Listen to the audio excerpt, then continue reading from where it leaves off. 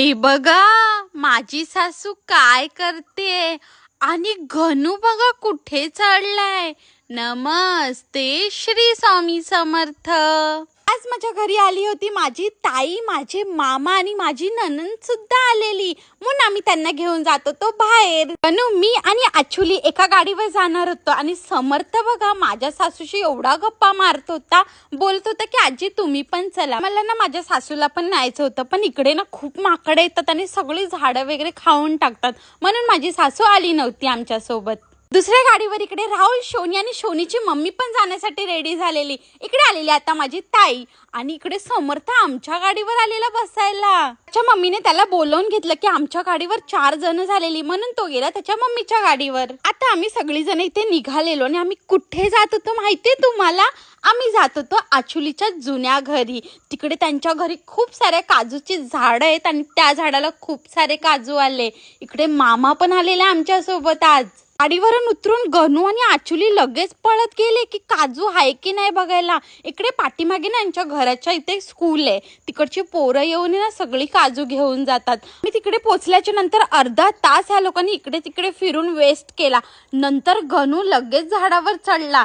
मी बोलतच होती की माझी सासू असली असती ना, तिने टाइम न वेस्ट करता लगेच झाडावर चढली असती आणि खूप सारे काजू पण काढले असते तिने. इकडे गेल्याच्या नंतर आम्हाला वाटलं की आता आम्हाला काजू भेटणार नाही, कारण कोण झाडावर चढतच नव्हता. गणू येऊन लगेच झाडावर चढला आणि त्यांनी एवढे काजू जमा केले आणि वाव काय काजू होते. इकडे ताई पण काजू खात होते, मग मी पण खाल्ला.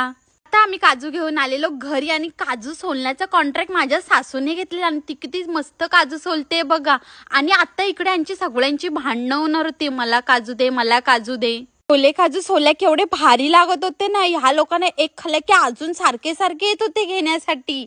मी सगळ्यांनी खूप सारे काजू खाल्ल्याच्या नंतर आता आम्ही इथे काजूचे वाटे सुद्धा केलेले. ताईला आम्ही काजू दिलेले भाजी करण्यासाठी. इकडे आचुली आणि गणू एवढी मस्ती करत होते.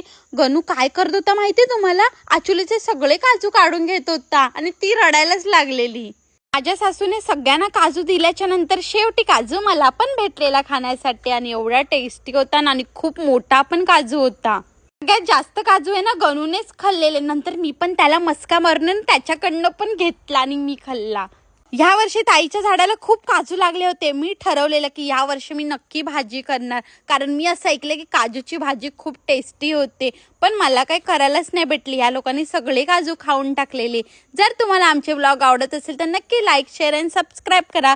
चला आपण भेटूया नेक्स्ट ब्लॉगमध्ये. तोपर्यंत तुम्हाला सगळ्यांना बाय.